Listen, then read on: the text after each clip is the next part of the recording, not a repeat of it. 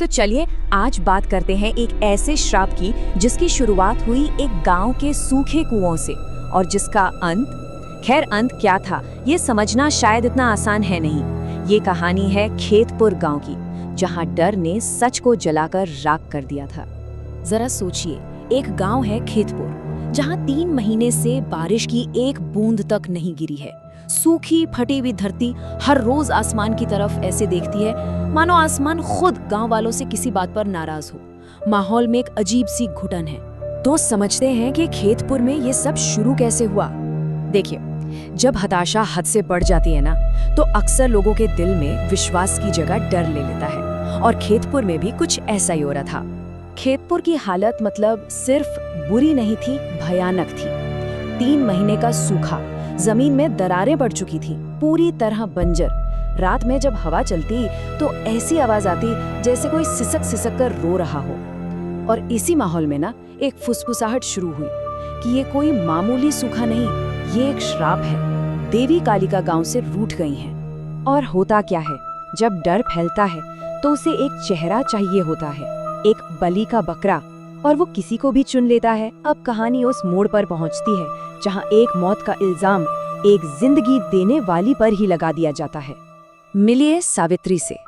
गांव वाले उन्हें कभी बड़ी इज्जत से वैद्य माई कहकर बुलाते थे। वो गांव की दाई थी, जड़ी बूटियों से सबका इलाज करती थी। एक ऐसा नाम जो भरोसे का दूसरा नाम था। खैर, उस एक काली रात से पहले तक तो हुआ यूं कि एक रात रूपा नाम की एक औरत दर्द से बेहाल थी। आधी रात को सावित्री उसकी मदद के लिए पहुंचती हैं। एक बच्चे की किलकारी गूंजती है और घर में खुशी की लहर दौड़ जाती है। लेकिन ये खुशी बस चंद पलों की मेहमान थी।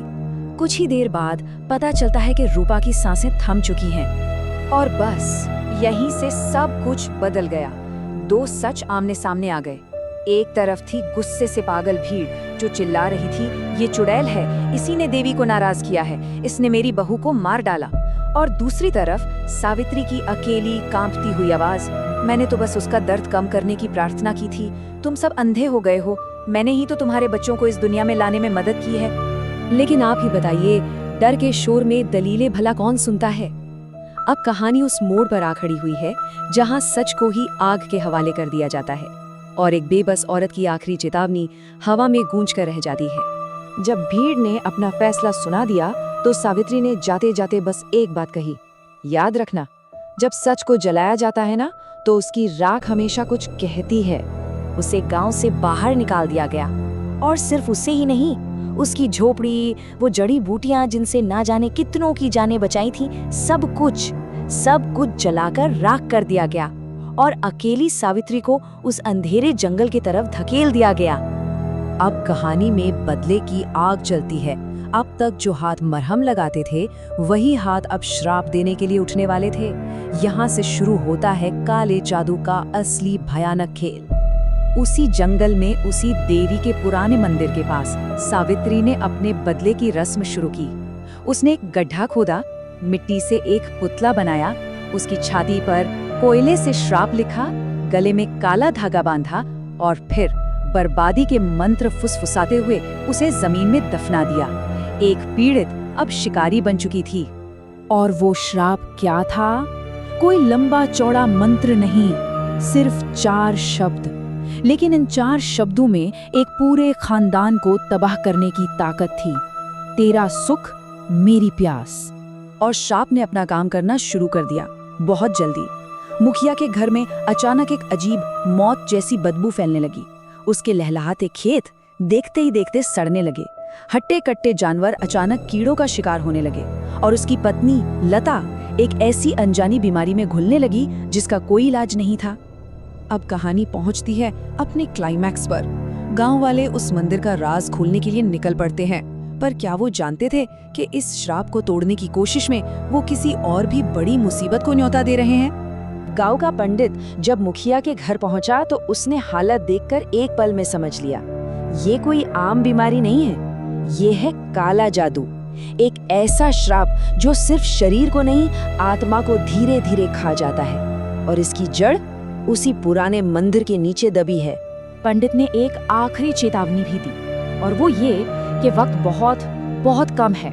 अगर अगली पूनम की रात तक उस पुतले को ढूंढकर खत्म नहीं किया गया तो मुखिया का पूरा परिवार खत्म हो जाएगा। तो अब सवाल यही था कि उस भूते मंदिर की जमीन खोदते हुए क्या वो वाकई श्राप को तोड़ पाएंगे या फिर किसी ऐसी चीज को जगा देंगे जो सावित्री के गुस्से से भी ज्यादा खतरनाक है। और उन्हें वो मिल ही गया। खुदाई में निकली मिट्टी की एक गुड़िया लता के कपड़े के टुकड़े में लिपटी हुई, सिर पर लता के ही बाल लगे थे और गले में एक काला धागा जिस पर खून की बूंद जैसा एक लाल मोती था। उनका सबसे बड़ा डर अब सच बनकर उनके हाथों में था। लेकिन कहानी यहीं खत्म नहीं हुई। जैसे ही मुखिया ने उसे तोड़ने के लिए हाथ आगे बढ़ाया, मंदिर के घने अंधेरे से एक आवाज गूंजी, एक ऐसी आवाज जो किसी इंसान की नहीं हो सकती थी। तुम्हारा अंत मेरा है।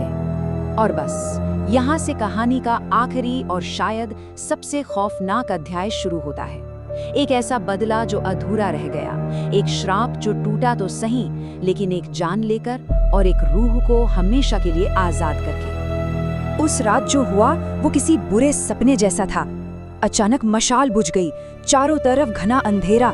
मुखिया ने घबराहट में पुतले के गले का धागा तोड़ दिया और उसे जलाने के लिए वहां से भागा। वो श्राप को खत्म करना चाहता था, लेकिन जब सुबह का सूरज निकला तो लता की मौत हो चुकी थी। उस एक रात ने सब कुछ बदल दिया था। लता जो कल तक बीमार थी पर जिंदा थी, आज सुबह उसके जिस्म पर नीले निशान थे और वो बेजान पड़ी थी। वो पुतला जिसकी गर्दन पर एक काला जला हुआ दाग बन गया था, और मुखिया जो कल तक अपने परिवार के लिए लड़ रहा था, आज बस एक टूटा हुआ इंसान था जो बस कुछ बड़बड़ा रहा था। तो आखिर में ये पूरी कहानी हमें एक बहुत बड़े सवाल के साथ छोड़ जाती है। खेतपुर को आखिर किस चीज ने बर्बाद किया? सावित्री के काले जादू ने या गांव वालों के अंदर बैठे अंधविश्वास के जहर ने?